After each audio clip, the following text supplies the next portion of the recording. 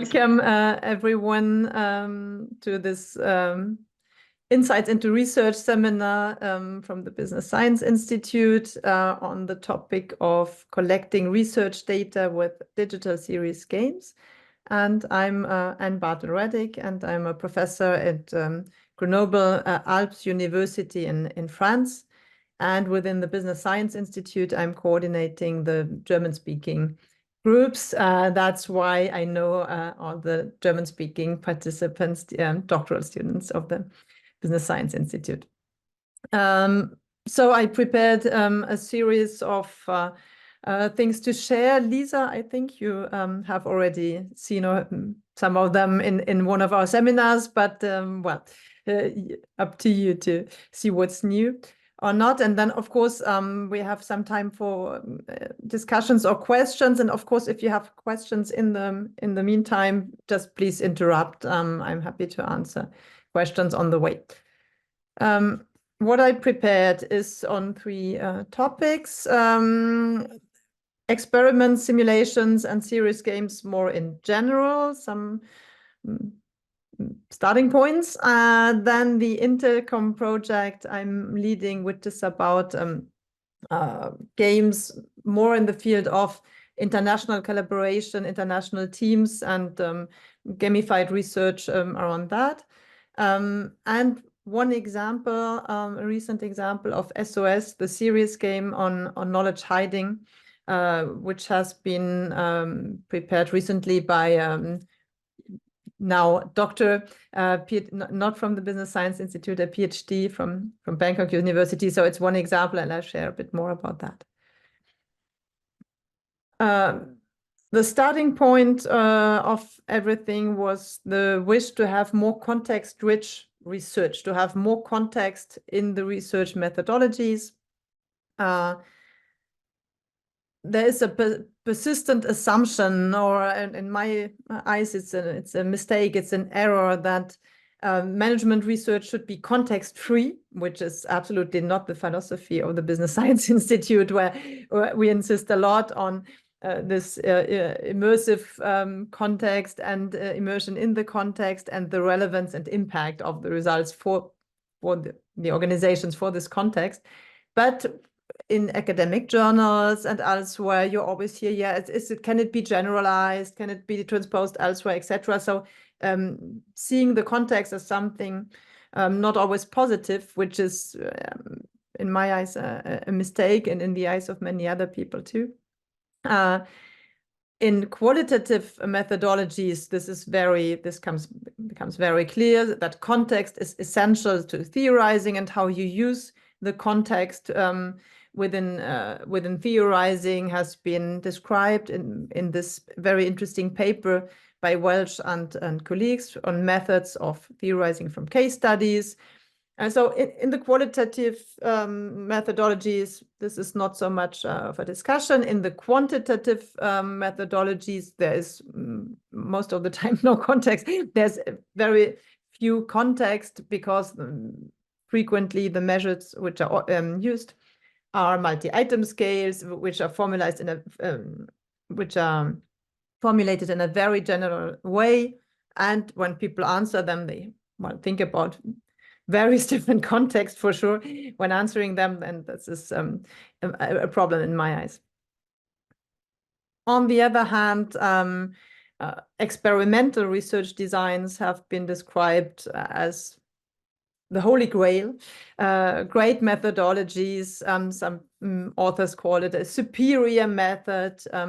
Already almost 40 years ago, Jones wrote, the most powerful technique available for demonstrating relationships between variables. And more recently, in the field of management, here the last quotes are all from the field of management, or some of them international management, where scholars insist on the fact that it's essential to isolate specific variables within a rich context to advance knowledge in international management, in research, and thereby well, allowing researchers to account for specific changes in the dependent variable due to one specific independent variable. So methods results with a high internal validity. So looks as a very promising research methodology, and in the field of management in general, and even more specifically in international management, which is my field of study, there are very few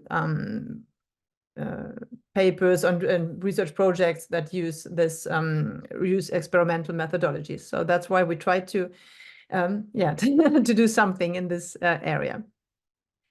Among experiments, you distinguish between true experiments and quasi experiments. A true experiment is something similar to, if you think about research in pharmacology, when there's a new medicine or a new vaccine being tested. So you have a group of participants and you randomly assign a treatment to part of the participants and not to the others who have a placebo and even don't know that they have had a different treatment from the other people. And then you look what comes out of it in pharmacology, of course, in terms of health and resistance to diseases and so forth. And of course, it could be any other dependent variable. So this random assignment is one key feature of true experiments. And the deliberate manipulation of the independent variable is the other important aspect, that you really manipulate this variable. One example from the projects we have been leading is, for example, simulate international collaboration over distance, but through different channels.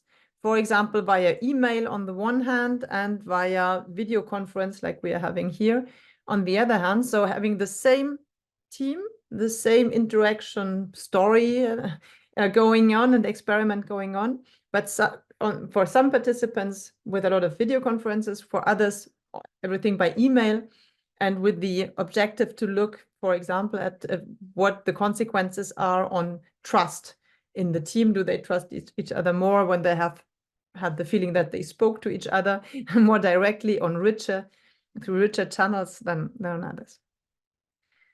A quasi-experiment is similar, but not exactly the same, because there is no random assignment and not such deliberate manipulation of the independent variable. For example, when we compare participants from different cultures, from different countries, from different groups, we don't manipulate the variable of their nationality or of their native language or aspects like that. Of course, we can control for them. We can include in the research people the same size of a sample from one country and another, but it's not deliberately manipulated. And the participants come with their personal characteristics in terms of citizenship and country and age and so forth, and therefore no random assignment to these categories. On another topic, but I will relate both. What's a serious game? A serious game has been defined as a mental contest, often played with a computer in accordance with specific rules, that uses entertainment to further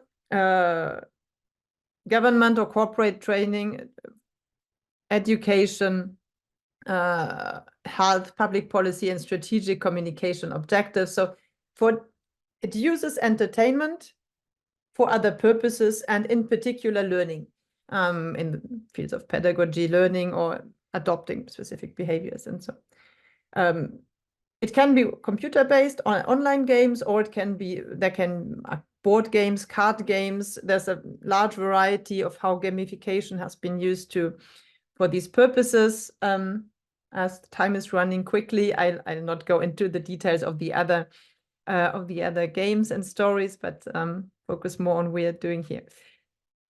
And why and how to mobilize games for research. The advantage is that these scenarized games, these stories from the games, create a rich and nuanced and realistic context. So through the games, we try to simulate real life situations, potentially critical situations, difficult situations, and make people go through these situations in order to see how they behave in context. So this is another key interest of mobilizing games for research. Is how to analyze behaviors in situations rather than self-assessment of the participants of planned behaviors. If I ask someone in an interview, if you were in this situation, what would you potentially do? Is very different of being in a situation, in particular if it's a difficult, critical situation, and to behave in this situation. So this has the advantages of reducing the different biases within research methodologies, in particular the biases of social desirability and self-presentation of what I might think that the interviewer wants to hear, or what might look good if I answer that to the reviewer. It's just behaving in a context which remains anonymous, so people can just behave and see what comes out of it. So how have we integrated and used these principles in the Intercom project? This is a project I've started at Grenoble University already 5 years ago, more than 5 years ago already, with a large team of people from various countries, and well, the core team is a bit smaller, but there have been up to 50 people concerned with this project. So far, 5 years later, we have developed 5 games which are running, and there are at least 3 more, in fact, under development, but in an early stage. We have also developed a method for creating the games, and we have developed a digital platform to host the game. So it's a software where you can create new games without having any IT knowledge or programming skills. If you invent the story, you can create it just by uploading files and entering the questions you want to ask and the answers which can be given. Currently, the game collection is the following. The games that exist are on intercultural competence. This was the very earliest game about international team collaboration and how people can develop intercultural competence in this context. The second game was on corporate social responsibility, and then there have been more games on conflict management, conflict behaviors, how do people behave in conflict. It's written here, communication and leadership. In fact, Elite is a game on language diversity, when people are collaborating with various languages or native languages, communicating mostly in English. What does that do to team collaboration and outcomes? And most recently, a game on knowledge management. This is my example for the first part of my presentation, so I'll get more into that later. And all these games are this is a small website where we present the project and the different games. So if you want to read a little bit more, you can have a look on this website. There are also some videos on the website presenting the project. Some are very short and others are longer. So from some minutes up to more than 1 hour. The more than 1 hour is the video of panel discussion I've organized in Grenoble in February, where we invited 5 different game creators. So we discussed about using serious games more for training than for research in that panel discussion.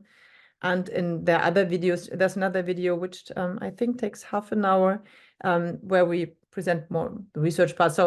But that's what I'm saying here as well. And all these games are hosted on our platform, which we called a Jenna Game. And we built our own software because we wanted to combine two specific features which we couldn't find in an existing software, which are, on the one hand, being able to have interactive scenarios with different ways, different paths through the game, depending on what the player wants or how the player acts, and so that the answers to this action are coherent with what was said, and so having some interactive scenarios and not just situations following one the other, combined with the possibility to export all the data for research purposes. So to always know what the player has decided or chosen to do at a specific point, and that we can use these data for research purposes and analyze these data as quantitative data. So when we develop, and when you want to develop a game for research, this is specific to research, a serious game for research, then you always, like any kind of research, you start with a research question. You have to know what you want to know. And of course, this research question should include some concepts, theoretical concepts you want to measure and which are included in the question. Then you have to come up with the situations in which you can observe in context, in real life situations, these aspects, these concepts. And in this phase of game development, that is qualitative research necessary. So you have to talk with people and make people talk about situations which occurred to them, which are relevant to think about this topic, so that you can then identify ways of observing what happened there, or well, so you need what's called, it's a specific methodology, critical incidents, so that particularly relevant to this research question.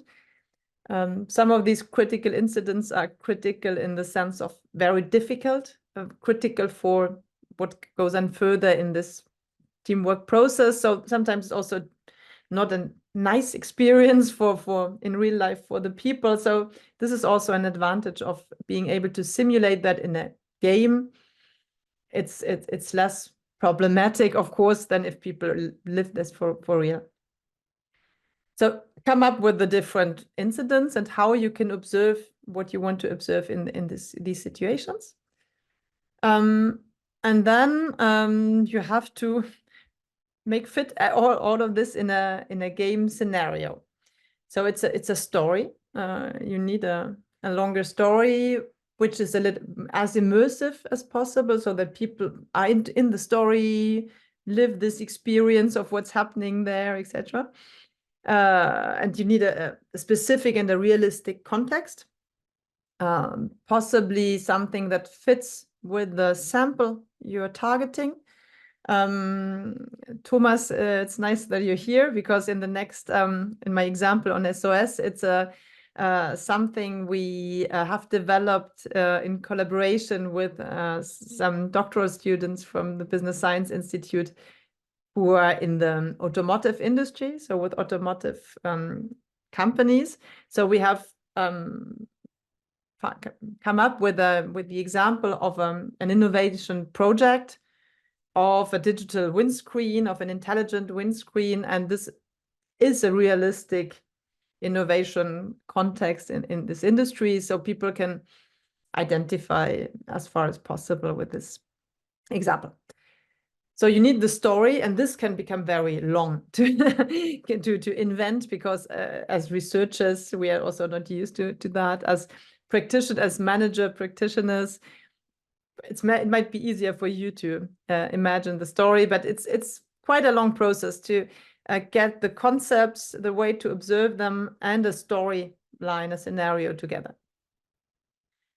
Then for every concept you want to observe through this scenario, you have to ideally have various measures. So not only have one reaction and you say, this is my measure for this concept, but ideally several measures for this concept to make the measure more reliable. And then, of course, it has to be as natural as possible in the story. So you have to cross-reference the variables with the different scenario stages in a table, for example. You can include other measures like multi-item scales, which are very current in quantitative research. Of course, it's better if you can integrate them in a gamified manner. So, for example, we wanted to have some socio-demographic data of the participants, and we said, oh, the HR department is coming to you. They need some file to be completed. Could you please complete this file for the HR? Which is more gamified than if you have just the scales without any other comment. But of course, there are certainly other ways to even gamify more. Once you came up with all that and you have developed all that, then you need, of course, pilot studies and player feedback to make sure that everything will go very smoothly.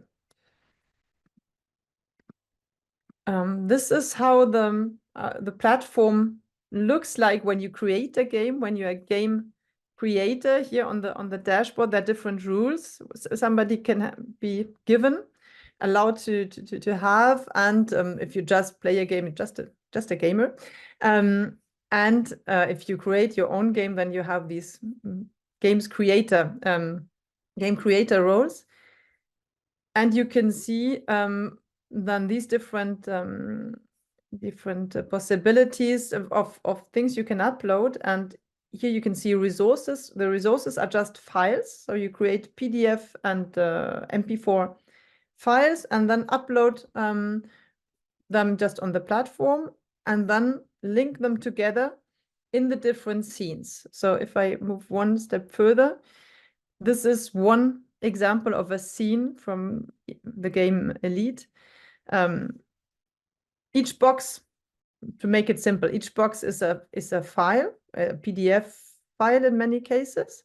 And then you show this file, show this picture, for example.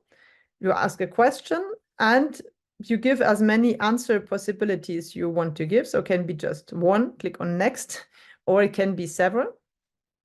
And then you just relate this first file to what happens next with arrows like here, but you can just click and connect. So it's very easy to be done once you know what you want to do. So the most complicated thing here is to come up with the story.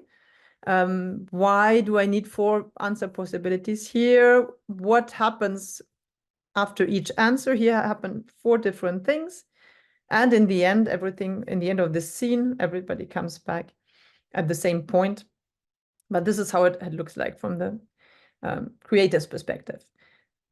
So let me give you one example of SOS, the series game on knowledge hiding, which was mostly invented by Carrie, who is Chinese, who did her PhD at Bangkok University in the IKIC Institute, which is led by Professor Ribière, who is also a member of the faculty of the Business Science Institute.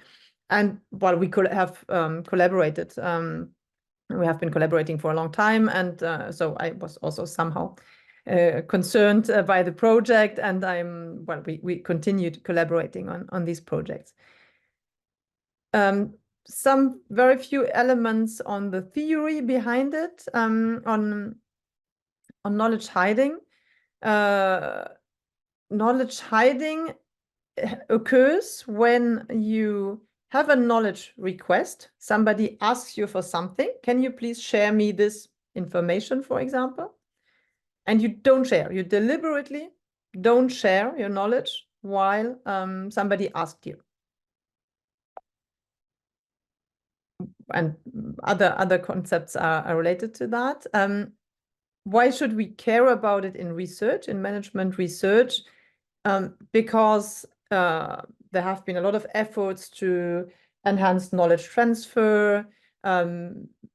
Knowledge sharing is always highlighted as being essential to innovative organizations.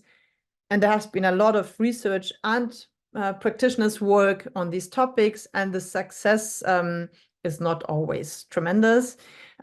people continue, it doesn't work that well. So it seems interesting to look at the other side of why do people not share, and sometimes deliberately not share.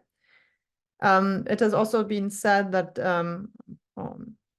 highlighted also in academia, that it's a prevalent phenomenon in the workplace, which costs a lot of money to organizations, and some scholars have tried to come up with figures on how much, but yeah, it's a prevalent phenomenon, which of course is counterproductive to innovation and value creation. Once you get a knowledge request, people ask you for something, you can either share nothing at all, or you can fully share your knowledge, or you can do something in between. And one way of not sharing your knowledge at all here is playing dumb. Pretending that you don't know, I'm ignorant, I don't know what you're talking about, I've never heard of that, I don't know this person, which is a way of not sharing your knowledge. There are also other ways of not sharing your knowledge which can be rationalized. Knowledge hiding, saying, I'm not allowed to give you this information. My manager has said that this is secret, or which is rationalized hiding, which we haven't included here, because maybe the players can also doubt then whether it's not really true that it's forbidden and it's not hiding, but it's just compliance with the company's rules. So playing dumb is clearly a way of hiding your knowledge, pretending you don't know while you know. And then you have partial sharing of knowledge. And what you share can be more or less relevant, can be not relevant at all, which is evasive hiding. I give you some other information. You ask me for A and I tell you B, or something like that. But I'm talking about something else which is not helpful for you. Or you have partial sharing, giving you some information which is relevant to you, but not everything. And only if I deliver the full information, it's knowledge sharing and with relevant information. So the game is about realistic work situations, as I said, with this windshield innovation project, which is featured, and the player is part of a team and needs to complete a project, and is confronted with various knowledge requests from other colleagues. So they're colleagues from the same company in the story that come and ask for this or that information. And every time somebody requests some knowledge, the players have the options to share, not to share, or to partially or fully share their knowledge with these colleagues. And the first version of this game was in German, while neither Carrie nor Vincent speak a word of German. But this was also because I was a little bit in the project, and because we had the opportunity with now doctor of the Business Science Institute to have a partnership with a German automotive company who were interested in this game for their knowledge management department, and therefore invited more than 200 people from the department, from a specific part of the organization, to play the game. And that's why we built a version fully in German that fully fitted the context and needs of this company. And then Carrie, who is Chinese, translated everything into Chinese and used it with another automotive company in China. And only later we created a version in English so that we can share it with somebody who speaks neither German nor Chinese.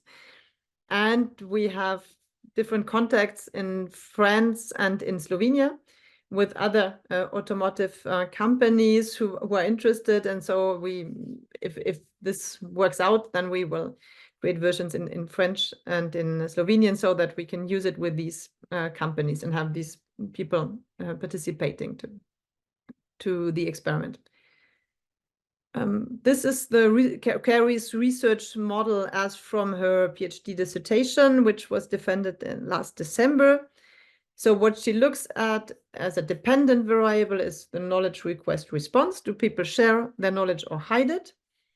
In the context of national culture, comparing results across countries, and also looking at the influence of different independent variables such as reciprocity history.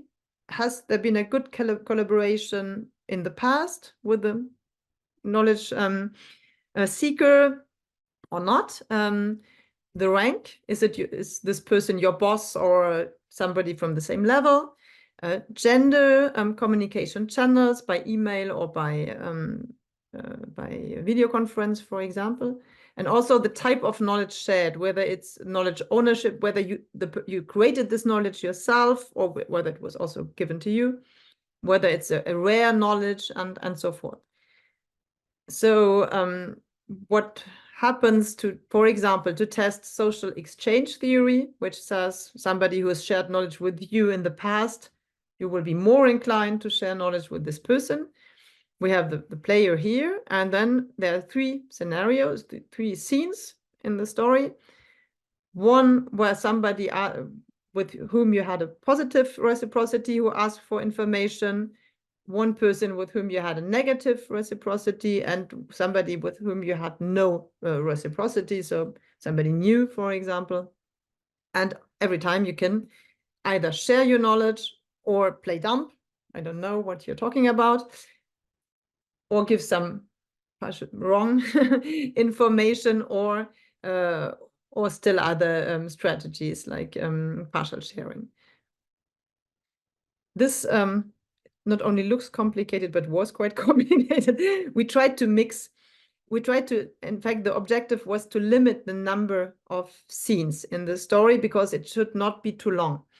And if we would have combined all variables, it would have become much too long. So we reduced the number of combinations so that, for example, the positive social exchange, so there has been positive interaction in the past, once occurs with somebody from the same level, once with somebody from a higher hierarchical level, and then the objective is to have somebody, a man and a woman, and different types of videos. So this was at the stage of thinking at it. So here's the same conditions, so we can compare between the higher level and the lower level. So the important thing is to really think about, do you measure everything you want to measure, and how can you combine the different variables so that you don't need all possible combinations, so it doesn't become too long and repetitive. These are the examples of requested knowledge. So there were in total 12 scenes, 12 knowledge requests in the game, 5 where people ask for experience. Can you share me your lessons learned, your best practices, your suggestions, something learned from experience? 5 about documents. Can you share me this or that document you have in your computer, in your database? And 2 about relationships, a particular contact and a list of experts. This is the organizational chart which is simulated in the English version. Here, you is the player, and then various people from the same level. Here, the 10 people from the same hierarchical level, and 2 who are from a higher level, and they all want to know something. And you see men and women, half and half, etc. So we mixed all that. When the knowledge request comes by email, it's that way. So people receive an email here by this Jonas who says, could you please provide me with specific lessons learned regarding the steering wheel, etc. So something from a former project. And in reply to this request, people see this screen with 4 types of emails they could send back. And in order to help them to not to have to read too much, we added these shorter versions saying you share all the lessons learned, or you share that no lessons learned were documented, which is playing dumb. I don't know anything, I don't have anything, and so forth. Or some elements, I told you some elements, etc. Or you just ignore his email and don't reply anything at all. So 5 possibilities here. Very quickly, this is knowledge request by video call. So let me share it with you. Good morning. I hope your project is going well.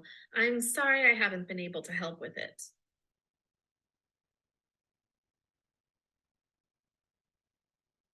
That's great.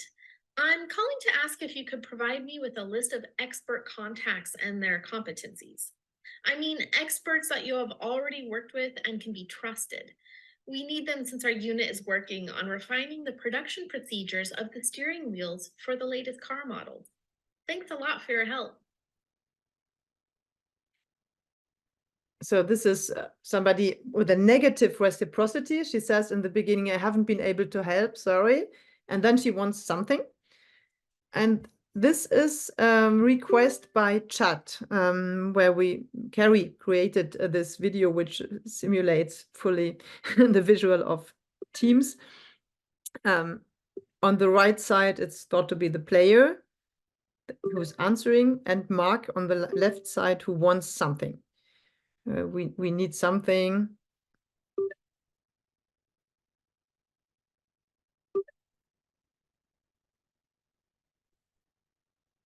So, which is a knowledge request by chat, and we want to see whether the way the knowledge request comes to the player changes something. And I really have to, stop very soon so that we can have some time for discussion. Just one or two more elements. It's also important if you want that the participants are interested in playing and want to participate, you have to offer them some added value and some benefits from the participation. So in SOS, Carrie built some individual, participation is free, of course, and then individualized, customized report so that you know how you scored or how you scored in comparison to others. You can edit company reports, so overall looking at how people share or not their knowledge on what criteria. And you can also promote people, the department can also promote knowledge sharing tools or practices, and having people get conscious about the importance of the topic, and the fact that the game context is very specific to a company environment also is a benefit for the company to use this game. In terms of learning while playing the game, Carrie and Vincent, they included some learning nuggets, which are small screens like this one. It's just one information about knowledge management, saying you learn from peers. This is called peer assist.